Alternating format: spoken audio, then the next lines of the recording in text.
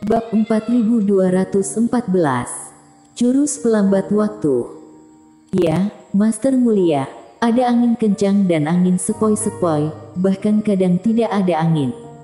Tukang mabuk menjadi tenang, diam-diam menggantungkan labu anggur di pinggangnya lagi, dan berkata, "Selain itu, bukan hanya angin yang berubah, airnya juga bisa deras dan lembut, nyala api juga bisa ganas dan lemah. Lalu mengapa aku harus tetap pada arah yang sama saat berhubungan dengan teknik waktu?" Kata Master Mulia Galaksi dengan penuh arti. "Tuan, tapi waktunya sudah pasti, tidak seperti angin, air dan api." Tukang mabuk garuk-garuk kepala, seperti tidak mengerti. Master Mulia Galaksi tersenyum sedikit. Dia melambaikan tangannya 2 kali dalam kehampaan. Di dalam tubuhnya, energi hitam putih tiba-tiba menyebar, teknik waktu diaktifkan. Di depannya, angin dan laut membeku dalam sekejap. Ini berhenti. Mengatakan itu, Dewa Bintang kembali melambai. Udara hitam dan putih menghilang, dan ombak kembali normal. Ini berjalan. Tukang mabuk mengangguk, tapi menggelengkan kepalanya lagi, dia masih tidak mengerti. Belum paham, apakah ada bentuk lain antara berhenti dan berjalannya waktu? Tanya Dewa Bintang. Mata tukang mabuk terbelalak, kali ini dia mengerti. Waktu mengalir atau berhenti, tetapi ide Dewa Bintang adalah membuat waktu berbeda.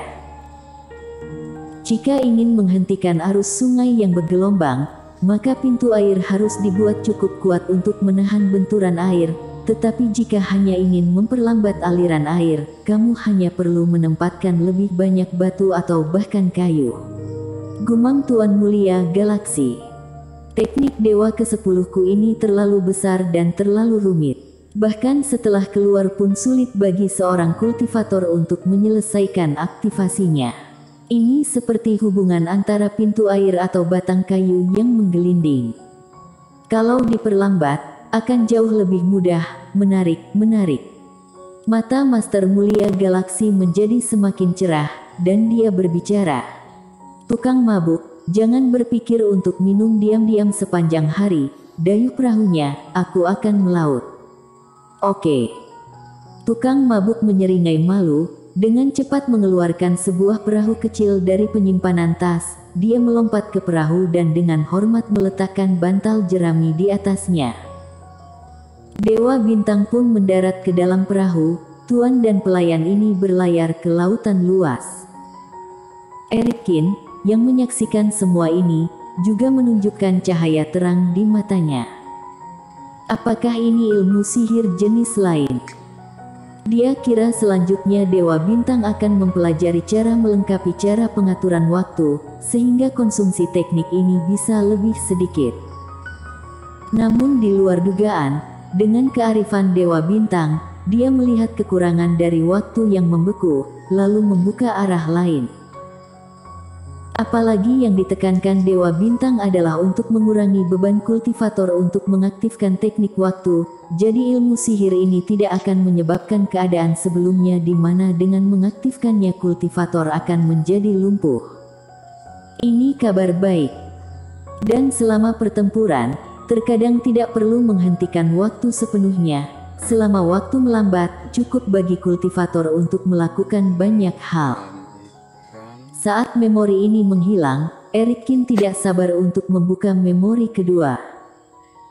Dan gambaran ingatan ini telah kembali ke tahap penelitian Dewa Bintang yang sangat membosankan tentang ilmu sihir. Di lautan sepi, Dewa Bintang menghadap angin laut, mengikuti ombak, dan menggambarkan di kehampaan lagi dan lagi, mengaktifkan sihir. Proses ini bolak-balik dan sangat membosankan. Tukang mabuk yang sedang mendayuh perahu sesekali menguap, menatap bosan ikan-ikan yang melompat keluar dari laut, atau menatap bintang-bintang di langit. Namun, Master Galaksi Mulia menikmatinya, dan Erikkin tidak bosan. Dia juga mencoba mencari tahu dengan hati-hati, dan dengan penelitian Dewa Bintang, dia juga terus memahami teknik ini. Meski proses ini sangat lama, Erikin tetap merasa seolah-olah gambar ingatan itu hilang dalam sekejap mata. Dalam ingatan ini, teknik Dewa Bintang ini tidak selesai pada akhirnya. Erikin keluar dari ruang hampa dengan penyesalan. Walaupun ingin terus mempelajari ilmu sihir baru ini dengan Master Galaksi Mulia, tetapi setelah berpikir terus-menerus, dia sudah pusing dan tidak bisa lagi melanjutkan belajar. Tapi Erikin merasa cukup senang. Karena Dewa Bintang bisa mempelajari cara memperlambat waktu, mungkin Dewa Bintang juga akan meneliti ilmu sihir yang bisa mempercepat waktu yang dia duga sebelumnya. Jurus sebelumnya disebut jurus kondensasi waktu oleh buku Langit Tanpa Kata. Jadi jurus yang memperlambat aliran waktu ini seharusnya disebut jurus pelambat waktu. Satu-satunya hal yang membuat Erik sedikit kehabisan kata-kata adalah teknik waktu yang sebelumnya disempurnakan dengan buku Langit Tanpa Kata. Hal ini menghabiskan seluruh energinya, dia hanya menyempurnakan bagian pertama, yaitu jurus kondensasi waktu. Belum lagi itu tidak berguna. Erikin tidak menyangka bahwa dalam ingatan Dewa Bintang, dia mulai memahami jurus pelambat waktu.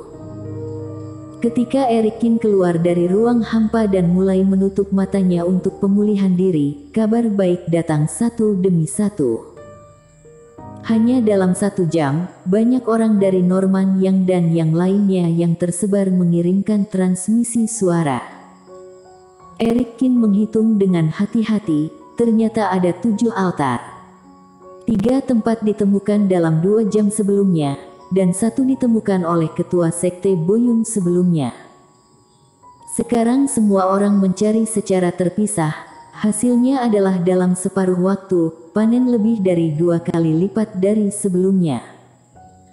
Tampaknya Norman Yang dan yang lainnya mati-matian mencari altar di laut untuk mendapatkan kembali kebebasannya.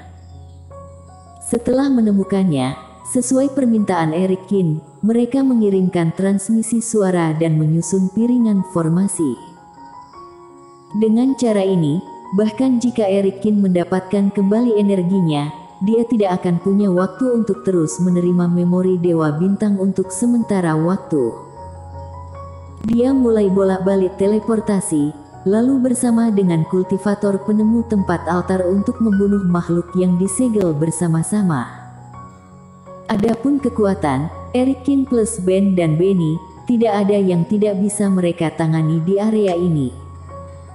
Karena sudah larut, Erikin juga mendapati dirinya mendapatkan manfaat besar lainnya dengan melakukan ini. Laut pusaka di malam hari akan berubah menjadi laut darah. Sejumlah besar orang berkumpul di laut, kultivator tidak dapat bergerak di malam hari, jadi tidak dapat menemukan altar. Namun bahaya di laut bukan berarti pulau itu tidak aman. Dengan formasi teleportasi, bahkan di malam hari, Erikin masih bisa melakukan perjalanan antar pulau yang berbeda. Artinya, selama Norman Yang dan yang lainnya menemukan altar di siang hari dan dia tidak punya waktu untuk membunuh benda yang tersegel, maka dia masih bisa melakukan teleportasi dan bertarung di malam hari. Dengan cara ini, kultivator lain hanya bisa mendapatkan poin bintang di siang hari, sedangkan Erikin tidak terpengaruh. Keuntungan ini bisa dikatakan hebat. Selama 2 hari berikutnya, Erikin bergantian antara bertarung dan memahami teknik waktu.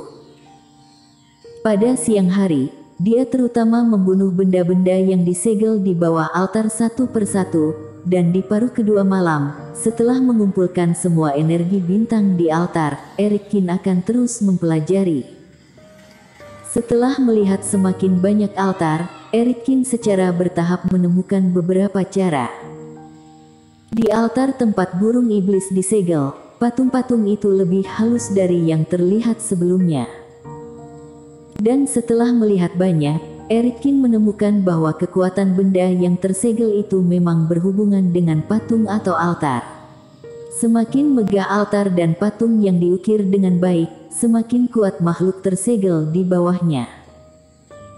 Hanya saja Erikin telah melihat altar yang tak terhitung jumlahnya dalam 2 hari terakhir, tetapi Erikin masih belum melihat wajah patung yang jelas. Patung-patung yang dia lihat semuanya tampak seperti ditutupi cadar, terlihat tidak nyata. Bersambung.